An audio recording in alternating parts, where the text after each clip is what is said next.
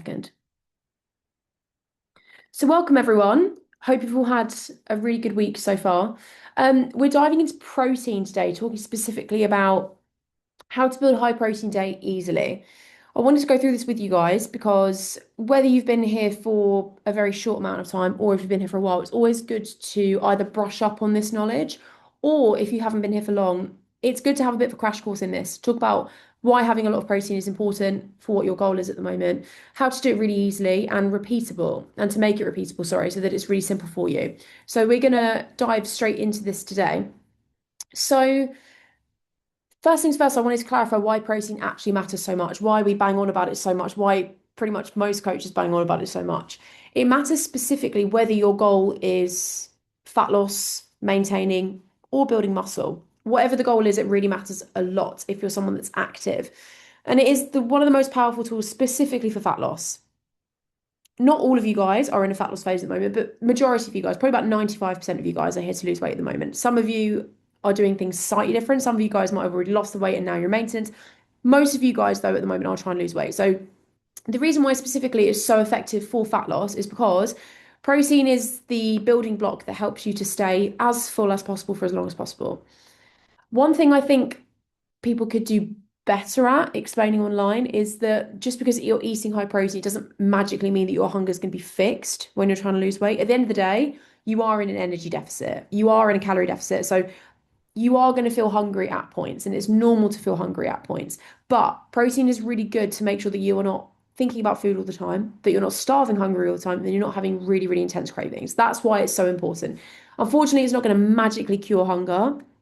That's going to happen at points, but it massively helps to significantly reduce it. So you stay fuller for longer, it reduces your cravings.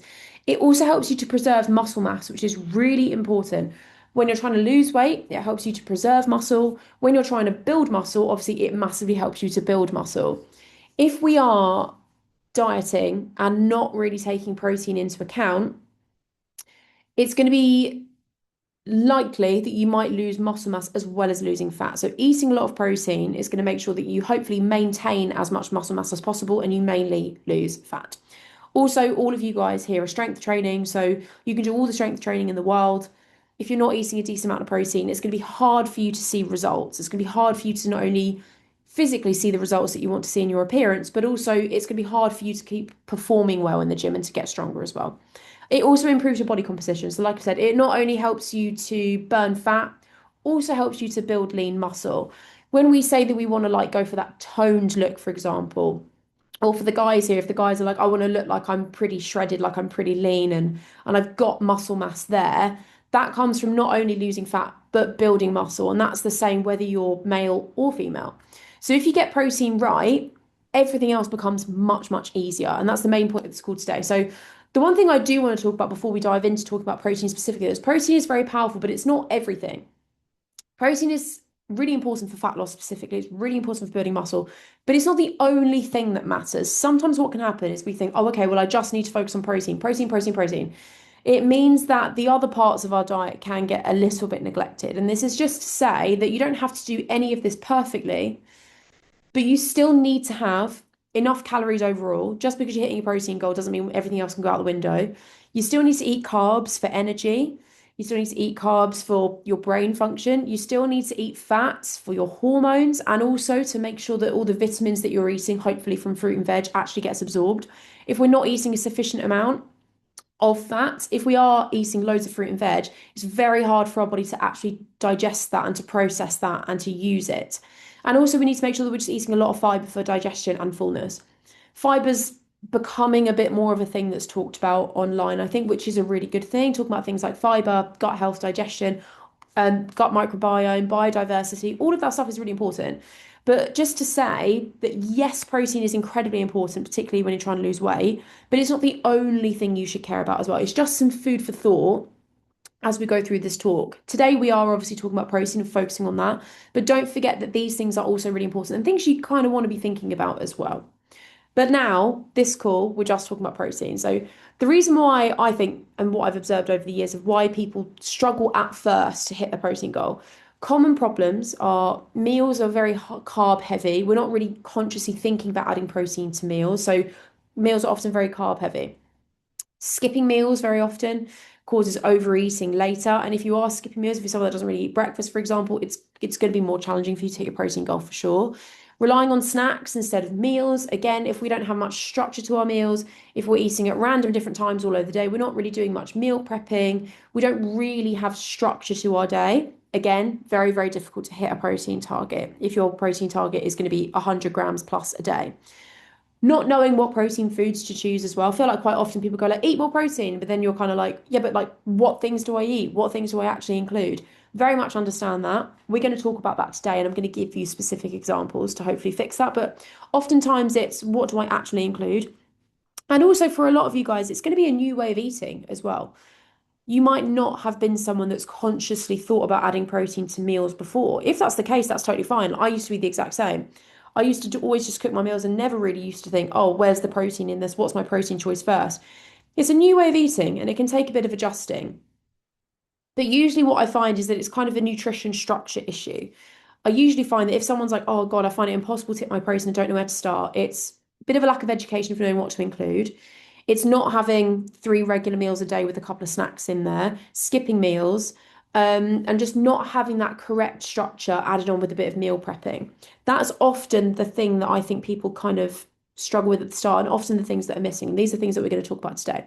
So, what does high protein actually mean? If I say high protein, eat lots of protein, what does that actually mean and what should that look like for you? So, obviously, all of you guys in the program, Adam and I personally calculate your calories and your macros for you, depending on what your goal is. But just so that you know, so that you have the education to take you forwards into the rest of your life, you don't have to overcomplicate this, but it is really helpful to have a target if you're someone that is super active because it massively helps. A simple guideline is to think about how many grams to have per kilo of body weight. I'll explain this a bit more. So, if you're trying to lose fat loss, it's good to have a really sufficient and high amount of protein. So, you're looking at 1.4 to 2.2 grams per kilogram of body weight. So, for example, if you weigh 100 kilos, which I have at the bottom here, if your goal weight right now is 100 kg, and if you were trying to lose weight, you'd be aiming for 140 to 220 grams of protein per day for weight loss. That's what I mean when I say 1.4 to 2.2 grams per kilo of body weight. Maintenance is very, very similar. Maintenance is normally about 1.4 to 2 grams per kilogram of body weight. When it comes to maintaining, what I mean by that is that you are wanting to stay at the weight that you're at. The goal is still going to be like burning fat, building muscle. It's just that you're not aggressively either trying to lose weight or trying to gain weight or gain muscle. So for you, and for someone in that zone, you'd be looking at 1.4 to 2 grams per kilo body weight. So it's not quite as high, but it's still decently high. Muscle building, we tend to crank this up a little bit more. That's going to mainly be kind of like 1.6 to 2.2 grams per kilo of body weight. Like I said, we calculate this for you guys, so you guys don't really need to worry about that when you're with us. But this is just to give you some education on this for the rest of your life, essentially for decades to come. So like I said, for example, if you weigh 100 kilos and you want to lose weight, you're looking at 140 to 220 grams per kilo of body weight. But if you're someone that's not eaten a very sufficient amount of protein before, if this is quite a new thing for you, don't be surprised if yours might be slightly lower, maybe at like the 1.2 mark or something. That's because if we jump it up really fast, it's a new way of eating for you guys. And sometimes you can feel really full. If you're someone that's not used to having a lot of protein, sometimes you jump it up straight when you're smashing a lot, you can feel really full. So don't be surprised if yours might be even slightly lower than that for the time being. But giving you those guidelines, I want you to always keep it practical. Something to really think about and something really useful to think about is aiming for like 20 to 40 grams of protein per meal, kind of on average. And you want to spread that across like 3 meals a day and 1 or 2 snacks. That's always a really good rule of thumb to have. You don't need to hit the top end of your goal perfectly every day. You just need to be consistent. You just need to be close to it. So let's say, for example, your daily goal at the moment is 140 grams of protein a day. Just pluck that number out. It doesn't matter if you're not perfectly 140 grams a day. That's okay. Some days you might be like 120, you might be 130 some days, or some days you might be right up on the 140. If you're not there consistently, perfectly all the time, that's not going to impact your progress. But if you're consistently under, let's say if it's 140 is the target, and you're eating like 50 grams a day, then yes, you would need to take that up and get it closer to like the 100 mark or the 120 mark. But it's just about being consistent and just about being close with it. And the main reason that we do this in fat loss, particularly, is so that you're hopefully not starving hungry, having loads of food noise, thinking about food all the time. That's where it's really important. So, the simple formula for every meal that I want you guys to think about when you are building your meals, when it comes to taking your health seriously, losing weight, building muscle, this is your formula for every meal. I want you to first think about what your protein source is going to be. Protein first. Think, okay, I'm going to have something for my meal. What am I going to have? The protein needs to be the first thing that you pick. That is an absolute non-negotiable. If you start getting into that habit and start thinking of your meals that way, automatically hitting your protein feels much easier. The second thing is think, what carbs am I going to add? And you want to think of adding kind of like a quarter of your plate of carbs. And then when you're trying to lose weight, half of your plate with protein. This is what I call the plate method. So protein first, fill half your plate with that, then fill a quarter of it with a carb source.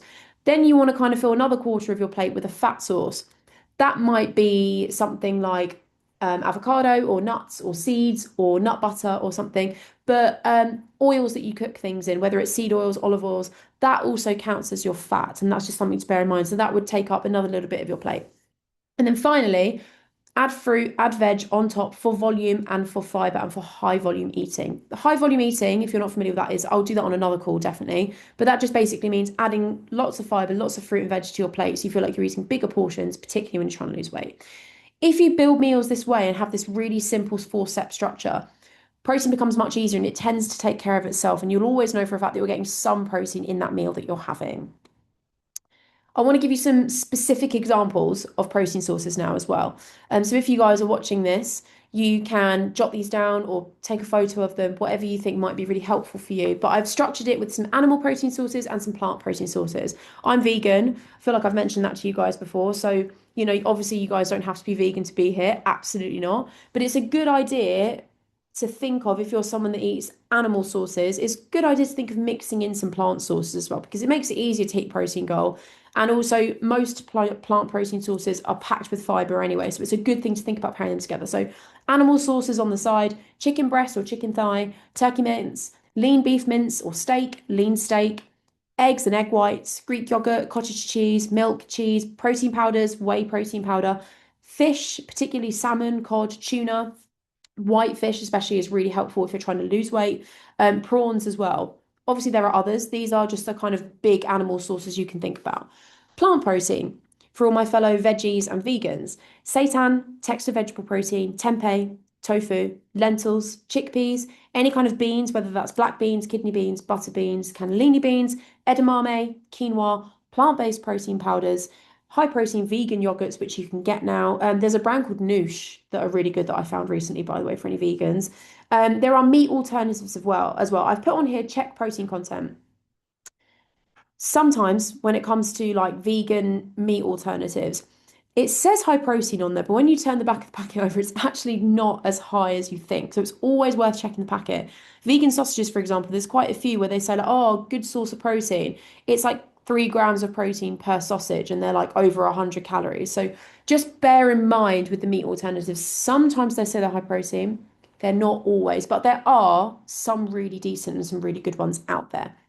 Now, the thing that I've put here is don't worry about suddenly I've given you this list and you think, oh my God, like I now must include every single one of these sources into my diet. Like you don't have to include every single one. You don't need to have tons and tons of variety all the time.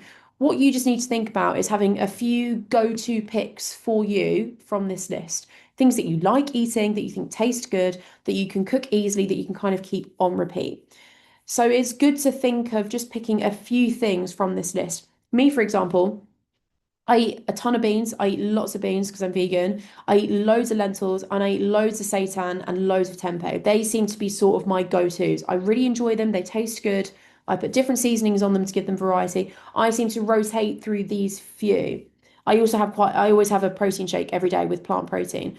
So I have 4 or 5 from that list when I'm trying to lose weight specifically that are easy for me to cook. I enjoy eating, I think taste really good, and I just rotate through. The same needs to be for you. You don't suddenly have to use every single one on this list if it's overwhelming. Just pick a few that you really like. So let's talk about breakfast first of all. Breakfast is often the meal where I feel like most people go wrong. Typical breakfasts, cereal, toast, pastries, that sort of thing, they typically tend to be really low protein. I'm not saying you can't ever have them, just saying when you're trying to lose weight specifically and you're trying to get your protein up. Those sorts of things tend to be a bit lower in protein. Or often I find that most people just don't have breakfast at all. If the goal for you is to up your protein, I would very much highly recommend starting to implement a breakfast. If you're someone that wakes up at 7 a.m. and you are not hungry, you don't have to have a breakfast at 7 a.m. You can have it a bit later. You can delay it a bit later. When I'm trying to lose weight specifically, I will often have a morning coffee and I will delay my breakfast until like 10 o'clock because I find that if I eat my breakfast at like 7 a.m. or 6 a.m. when I wake up, I'm absolutely starving by 10 o'clock and I'm just waiting for my lunch. So I often tend to do that. There's nothing wrong with that, and your breakfast doesn't have to be really early. But if you've got a protein goal to hit, adding in a breakfast, whether it's at 8 a.m. or 11 a.m., is a really good thing to include. Some examples of just really basic things that you can aim for: egg whites, eggs, and toast, Greek yogurt and fruit, a protein shake mixed in with oats, nut butter, and fruit that you can whiz up in a blender, or a protein packed bagel that you can make on the weekend, chuck in some Tupperware, and take with you on the go. It's about starting your day strong. If you can start your day off by smashing 30 to 40 grams of protein, it's going to make your day much easier overall. Not only is it going to be good for you in terms of setting yourself up for a really successful day, it's going to help with your energy levels and your blood sugar. It's just going to make it so much easier for you to hit your protein goal as well by having that. So that's the first thing that I would look at. Lunch and dinner now. I want to help you to make this as simple as possible. So don't overcomplicate your meals. The same way that I gave you this list here and I said, don't feel like you have to include everything. Just take a couple of things that you really enjoy that you think you could often include. Same goes for your lunches and your dinners. Don't overcomplicate it. Just have a few recipes of each meal that you really like, but build it around protein, the same as breakfast. So think about, okay, what's my protein source going to be first of all, and then build the rest of your lunch or your dinner around it. So examples: chicken, pasta, and veggies, beef, mince, potato, and veg, fish, grains, and veg, or any veggies or vegan, seitan or tempeh with potato and veg. You see how it's structured really simply and it's easy and it's buildable and it's repeatable. That doesn't mean that you suddenly have to eat really boring food if you want to take your health seriously. Not at all. Like, I'm such a big foodie and I wouldn't be a coach if that was the case. I wouldn't be able to handle healthy eating if I had to eat really boring, really plain food. But it's just about, particularly when you are trying to lose weight, making life as easy for yourself as possible and having simple, buildable, repeatable recipes. The way to keep this interesting is change up the seasoning that you use all the time. I quite often will buy like the Nando's seasonings that you can get in shops that you kind of like put things in a bag. They taste amazing. You just like put something, shake it in the bag, put it in the oven. You can get different flavors all the time and rotate through them. You can get air fryer ones, which are really good as well. Changing up the seasoning and how it's cooked for flavor and variety. Loading up on veggies and obviously changing up the veggies and the carbs that you might be having as well. That's how you keep it interesting without having to feel like you have to reinvent and do these crazy recipes all the time. But I want you to get into the habit of asking yourself, where's the protein in this meal? Where's the protein? How am I going to get the protein in? If you can answer that with all of your meals, you are well on track and you'll be getting a really good amount in with your goal. Snacks as well. I would say stop wasting your snacks. Most snacks are like convenience foods that are very low protein and very high calorie. So, all in all, low satisfaction, particularly when the goal is weight loss. So, good things to start thinking about swapping them out for: a protein yogurt, a protein bar, boiled eggs, a protein shake, whatever it might be. The snacks that you're having should support your goals, then it shouldn't work against them or make life more difficult for you. So rather than reaching for like the pastry in the office or the cereal bar that's lying around, I'm not demonizing any of these foods. It's just when you've got a goal to hit, when you want to lose weight, they're not the most helpful things to be eating. So start to think about having some quick easy things like that to have on the go instead. So here's an example of what a full day of eating could look like. I have a animal-based one and I have a veggie vegan example for you. So this is keeping things so unbelievably basic, but this is what you could do. Breakfast could be Greek yogurt, oats, and fruit. That's going to easily be 25 grams plus of protein, starting the day off really well. Lunch could be a chicken wrap packed with lots of veggies with a nice seasoning. That's going to be minimum 30 to 40 grams of protein at least. And that will take you 5 minutes to prep. Dinner, beef mince, rice, veg. Again, that's easily going to be 35, 40, maybe even closer to the 50 grams of protein mark because beef mince especially can be really high in protein. Your snack can be a protein shake, 25 grams of protein. You've just hit roughly, obviously I don't know exactly, this is kind of like a rough calculation. You've hit around about 115 grams of protein there easily. And all of that stuff would probably take you 30 minutes to prep on the weekend and then a few extra minutes in the week when you add some veg on the side, for example. When you think of it like that, hitting your protein goal doesn't seem so overwhelming. For my veggies and my vegans, here's an example. So it's very similar. You can have oats, fruit, and protein powder. That can be 30 grams of protein, making like an overnight oat bowl, for example.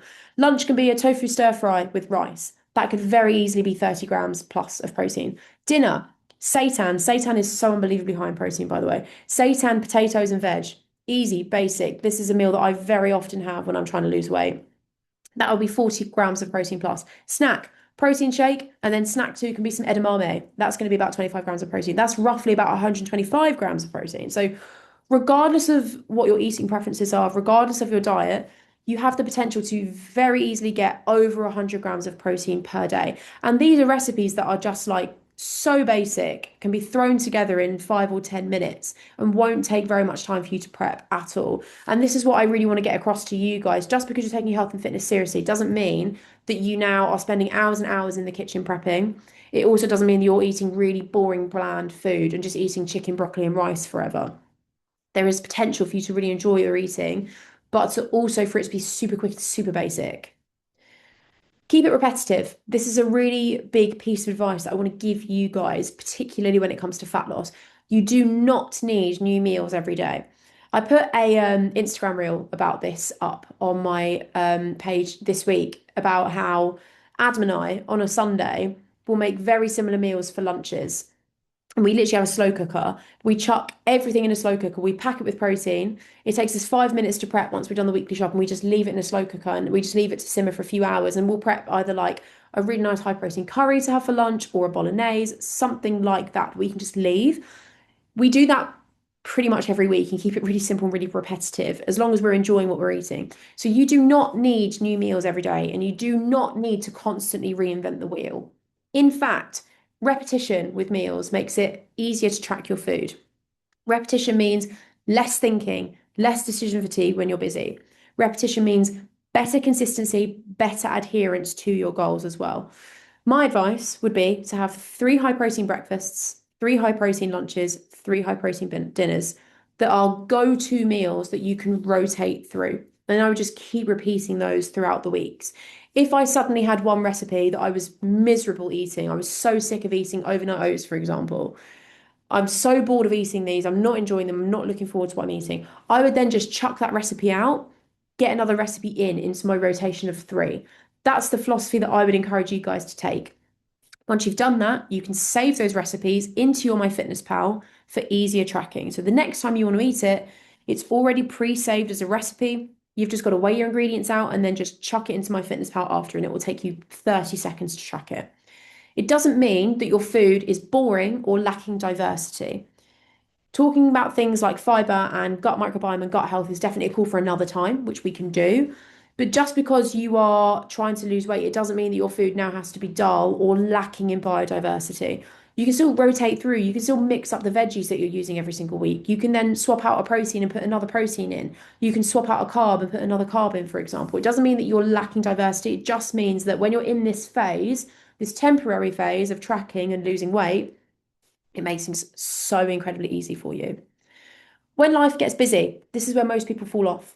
I want you to start thinking about having backups ready, protein wise, in your house, in your cupboards, in your fridge, in your freezer. Protein powder, having protein shakes ready on the go.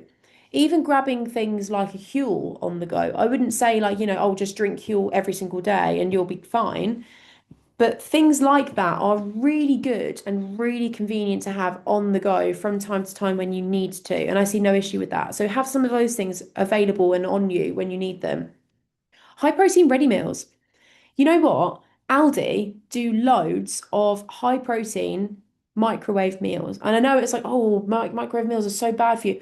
The macros on them are pretty good. They're pretty calorie friendly. And when it comes to looking at things like saturated fat and salt, a lot of them are actually okay. They're really not that high. Obviously, there's a couple of them that are going to be in the red when you look at the labels.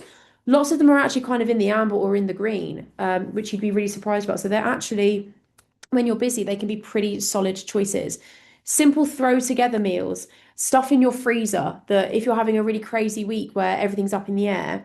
Adam and I moved house on the weekend. So, we were having stuff kind of in the freezer that we were just kind of whacking in the oven because everything was in boxes. We've always got stuff like some high protein fake beef mince or something in the freezer that we can just take out and use.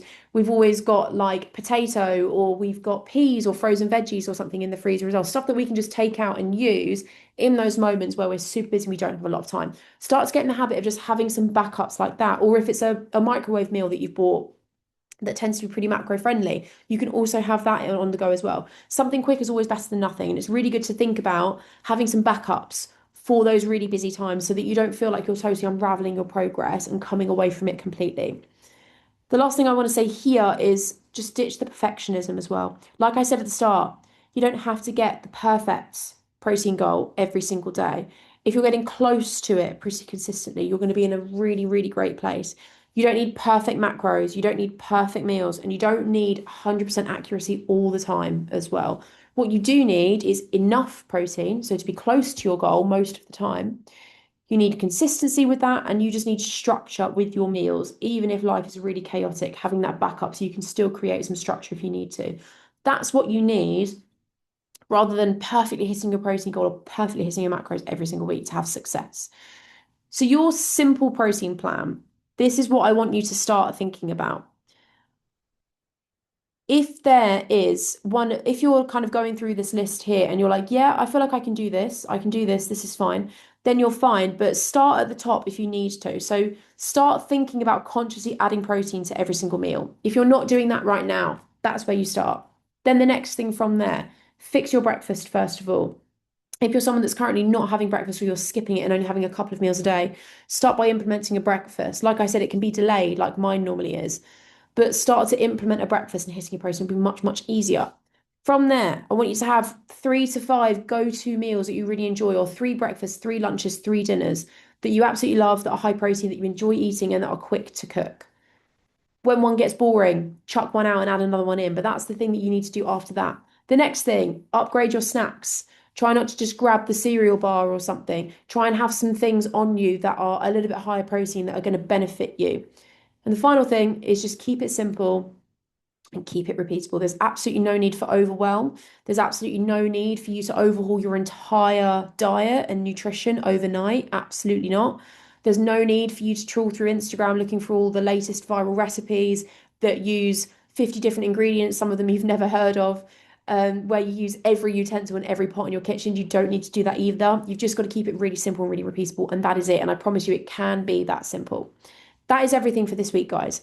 I really genuinely hope this has been helpful because I know that at first, when you start to think about adding more protein, it can feel a bit confusing, it can feel a bit overwhelming.